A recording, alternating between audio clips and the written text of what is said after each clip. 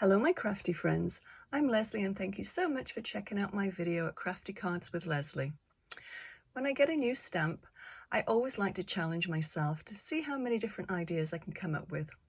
Stamping with this sketch plaid stamp is very addicting.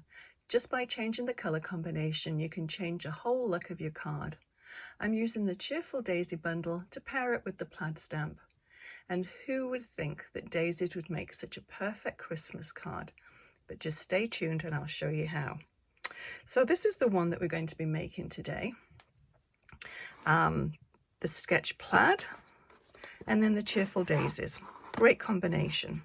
So before I start, this is the card we're going to make today, but before we start, I'd just like to show you the different ideas that I came up with, different color combinations, and how they can totally change the look of your card. So just bear with me, I'll just run through these. As I said, I'm just totally addicted to trying different color combinations. So I've got a lot of old stamp sets, but they're still really good condition. So the colors definitely have changed. But this one I used Yo-Yo Yellow, which is a Stampin' Up color, very old one. But my stamp pad is still perfect and works perfect. So why change it up? But the closest one is Daffodil Delight. And then this is what I use for this one, which is the Close to My Heart Bluebell, but the Boho Blue is a pretty close color. This combination is Avocado, the Close to My Heart, and the equivalent is Granny Apple Green, and with the Yo-Yo Yellow. And this is a black stamp, but then I stamped it with cinnamon, and then I put real red on top of that, and it gave it sort of more of a burgundy tone. This one is Pumpkin Pie, and I use Toffee, Close to My Heart, but it's crumb cake. And then this one is Smoky Slate and Petunia Pop. So you can sort of see the difference in the colors, how you can change it to different seasons and different themes. So that's what I did with that one. Obviously, this is just Stampin' Solid. This one I stamped so it was just half a centimeter difference. I'll show you how I did that.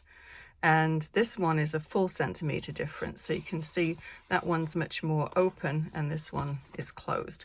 And that one is just one stamp. So I'll show you the cards that I made. I hope my sister-in-law isn't watching because this one I made for her. One of her favorite colors is pink. So I did that one and I just did that on the computer. So if you don't have the stamp set that you want for your sentiment, always consider just printing it out on your computer. And that way too you can personalize it. So that's Smoky Slate and the Petunia Pop. And this is just a, which one is that? Smoky Slate, I guess. And the pink, now which one is it, the pink? I'll find that out and I'll let you know. Here it is. Oh, Pretty in Pink. I should have known that one. And yeah, I think this is really pretty. So this has got a real spring summer look to it. This one definitely is a fall looking card. A little bit of Hessian ribbon there. And this one, I think it makes a perfect Christmas card. It reminds me of a sort of a poinsettia. I think you could probably get away with doing the poinsettia rather than saying it's daisies. I think it's the color that makes all the difference with that one. And yeah, that's real red and the black. And then these ones I needed an anniversary card. So I used these with the daisies and I hope you can see these.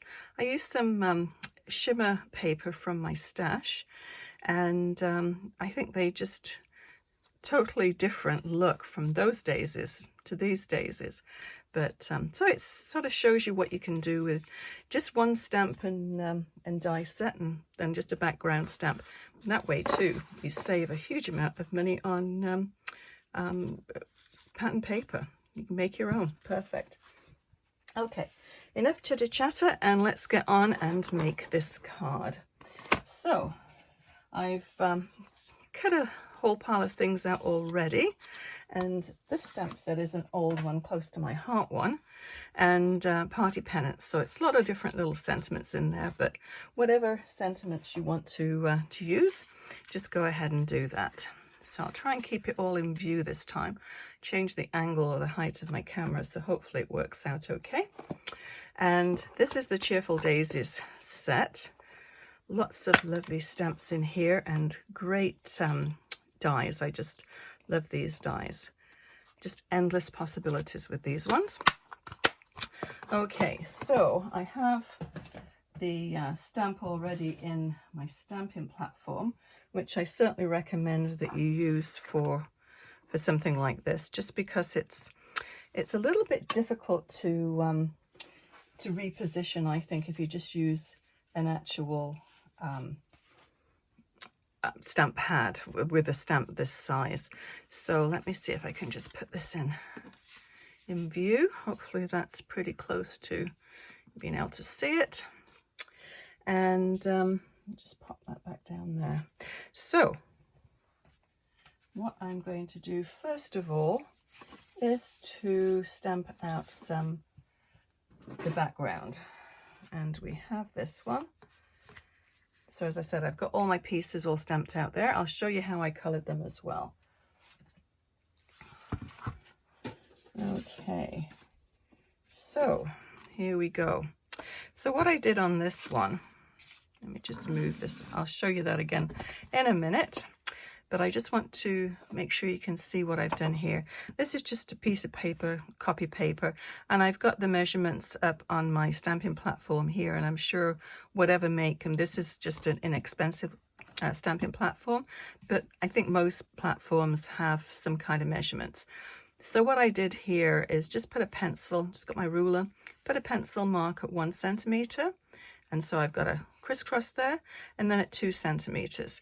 So what we're going to start off doing is I'm just going to put a little bit of tape on the back of here just to hold it down, because obviously the whole thing's going to be covered with the stamp pad, so I can't hold it down with the magnets.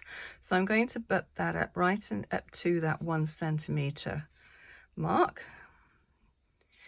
Just pop it down and make sure it's stuck. Okay, I've got so much stuff on my table. I usually like to have the Stampin' platform flat when I do this, so I'm just going to move a few things out of the way. I thought I was organized for this, but I guess not. Okay, you still see that, hopefully. Okay, so I'll start off with the Glacier, which is the equivalent to Pool Party in Stampin' Up World. And we're just going to, sorry for jiggling the camera, just going to press that on to the stamp. Okay, and I'll just use my cloth to try and get a nice impression.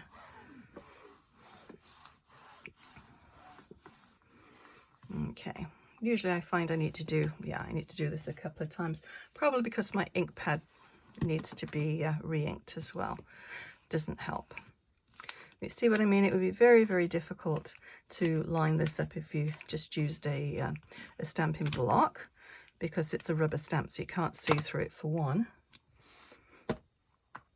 Okay. What did I just do with that? Oh, good grief. I just put, oh, there it is. Just put it down and lost it.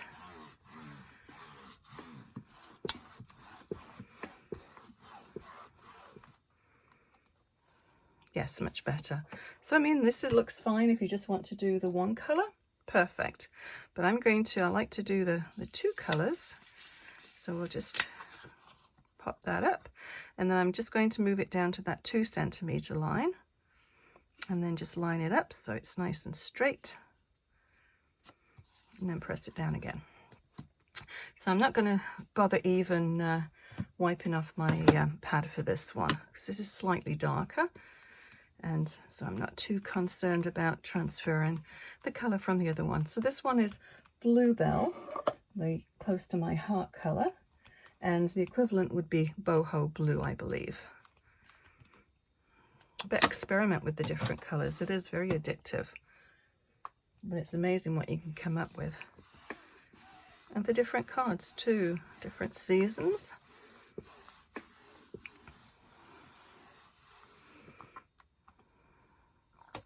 Okay, I think that's good. I don't think we need to run that through again. So, pop that up. But just look at the depth of color there. I think that's just so pretty. I love that color combination as well. I'll clean my stamp off later because I have some paper in there which will protect my platform. Okay, so what we need to do, I'll bring this down. I've got this cut out already, and this is part of the Spotlights on Nature, and it comes, if you buy the bundle, it comes with several different, I think there's 8 or 10 actually, different pattern circles, and yeah, they make great little focal points on a card. So let's go ahead and stick this down. This is 4 1/4 by 5 1/2, my usual size card. And as you can see, I don't like wasting paper, so I took those little twigs out from the back of the cardstock that you're not going to see.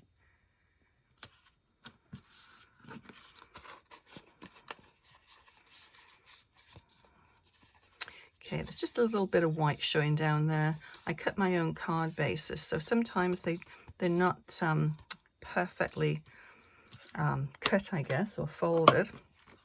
It looks as though it's folded okay, but anyway, easily trimmed. I'll just do that now. Bring my little trimmer over and we'll get that trimmed up. You just want to take that little sliver off there. An easy fix. If all fixes were that easy, that'd be great. Okay, so what I want to do with this one is I'm going to use a die, which is just slightly smaller than this, and this is how I'm going to cut out my front. So I'll just line that up and just try and get you lines. Pick a line and try. They're not perfectly straight. There is a little bit of wobble to these lines, but if you've got a vertical line running down the side, personally I don't like to see them go on there crooked, but so I try and keep it as straight as I can.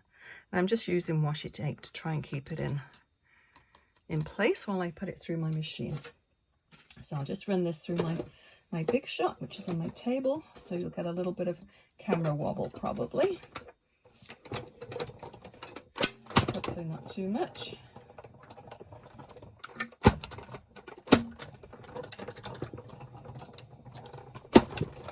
Okay, done. Hopefully that's the only wobbles you have. Okay, so that's all cut out and pretty straight. There's a little bit of wobbly line there, but as I said, these lines aren't sort of linear on both perfectly straight lines, so not to worry. Okay, so we'll just go and attach that and use your adhesive of choice. I always like the tape runner. I think it's a little bit forgiving. If it doesn't go down perfectly the first time, you can just wiggle it back up and reposition it. But it is a permanent glue. Once it's down, for a few minutes it's down, you're not going to move it. Okay, so we'll go ahead and pop this on as well. And I like to use this tape. It's quite a thin foam tape. I just get it on Amazon, but it just gives a little lift without making it too thick to go in the mail. I'll put 3 strips on the back there. It is very sticky. Not the nicest of foam tape, but it actually works quite well for what I want it to use it for anyway. Okay, so we'll make sure this is straight and fairly centered. I put it a little bit closer to the bottom, but I think that's pretty close. Okay, so that's all done now. So what we'll do is we'll colour some flowers. Now, obviously, you can just cut these out of, just move this out of the way. You can just cut these out of coloured paper, which I did for the twigs. Make sure you can see. Hopefully you can see. Pop that down a little bit. So I cut these just out of the Boho Blue or Bluebell, and these will go here. And I'm going to flip this over. The Close to My Heart cardstock is two-toned, so the one side is a little bit lighter than the other. So I'm just going to pop that there. And so we'll go ahead and colour this. Now, as I said, you can cut them out of coloured cardstock if that's what you would like to do. I really prefer to actually colour the white cardstock, because you get a sort of a variation in the colour, and I think it just adds to the depth of what you're doing. So I'll do the glacier, and let me just move this over a tad. Put my little anti-skid little mat there. Okay, so with this one here, I did the centers of the flowers in the glacier, or the pool party. And all you need to do, actually, I'm just going to get something to hold these down. Where are my tweezers? There we go. Okay, so actually, I might as well just do it with my finger and get ink all over my nails. Might be a little bit easier. And I've just got a little silicone mat here, and that tends to hold things fairly steady. Okay, it's the center of that one. So it's very easy to color in, but you see how you get that variant in the color there. And then there's one other little piece somewhere. Where did it go?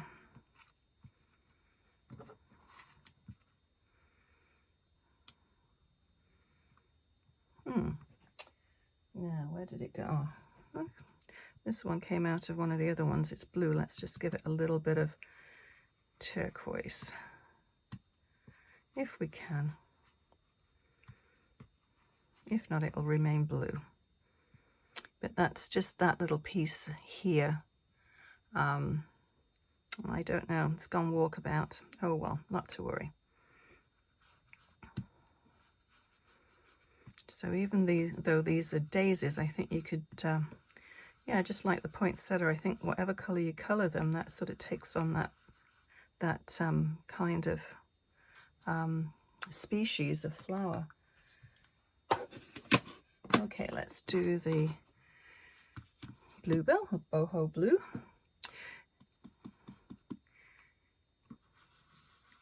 And with this die too, they've sort of got the little embossing lines on there, which I think is really nice. There again, that just adds to the colour.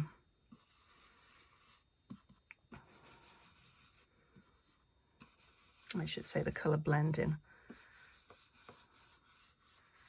I'm going to leave the tips of these ones white.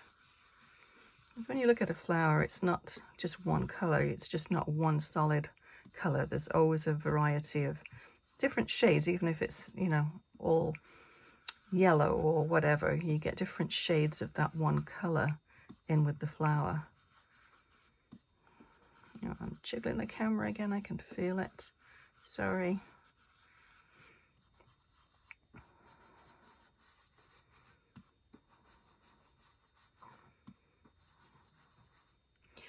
Okay, and then this last little one.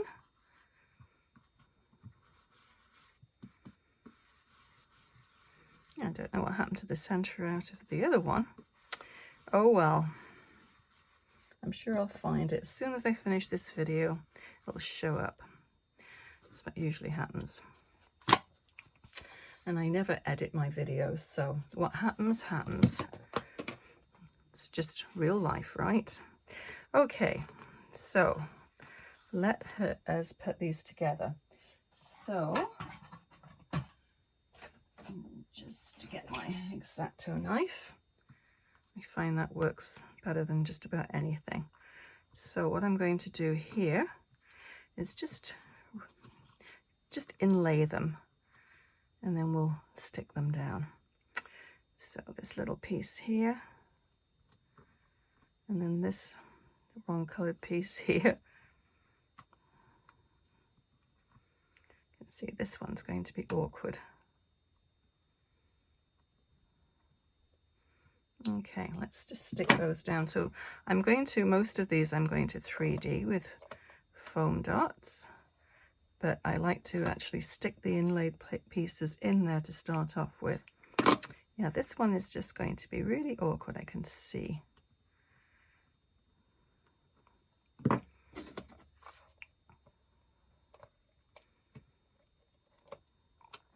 Yeah, we've got that one in.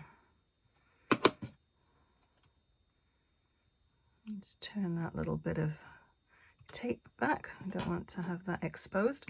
Okay, we'll flip this one over, the little daisy. Oh, this is so cute.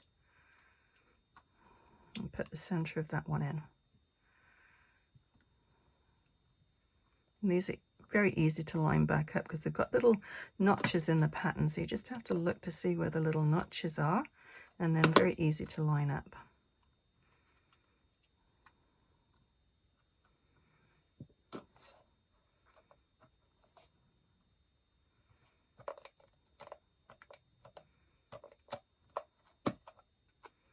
Okay, so there we have them. Don't they look pretty? I think they're very, very nice. That one looks a little bit weird, but I think we'll just probably cover that one up. We'll just turn it in a different angle and nobody will be none the wiser. Okay, so I'm going to use the dimensionals. I've got two different sizes here.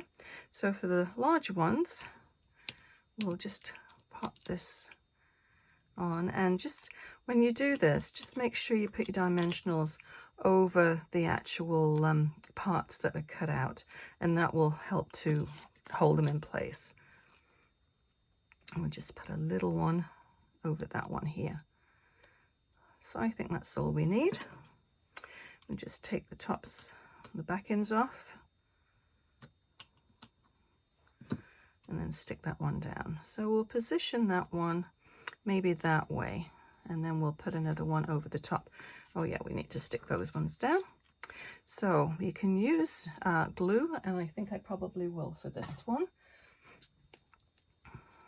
And this is just my little needle nose glue dispenser, and it's just regular, I think it's Arlene's glue that I use, and I just get it from Michael's, and then it's quite thick glue, so I just add a little bit of water to it and give it a shake in my dispenser, and then it flows through the little nozzle quite easily.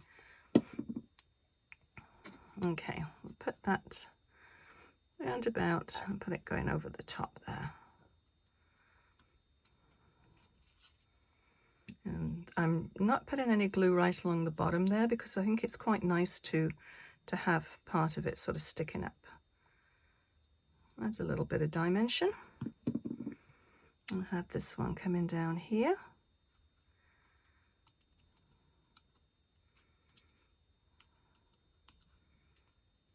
Okay, stick. Okay, so with this one, yeah, we'll put it this way, and then we'll have something over the top of the little stray one there. So we'll have that one going like that. We'll have this one about there. It's always nice to sort of figure out where you're going to stick them before you actually go ahead and stick them. And I think just one on the back of here is fine. So that can go, put it this way. And then this little one, I think I will double, put two different little, I'll stack two dimensionals, one on top of the other, and make it a little bit higher. Put that right in the middle. It's nice to have the different heights. I think it just adds a little bit of interest, but you don't want to have it too thick. Well, I don't like to have it too thick because I don't like to have to pay extra postage when you're sending it through the mail. And it always seems to take longer to do that too for delivery. Okay, let's position that so that little stray is covered. And I think that looks pretty good. Let me move this. Let me just put the top back on here. And then I've got some little gems. And I'm using these ones here.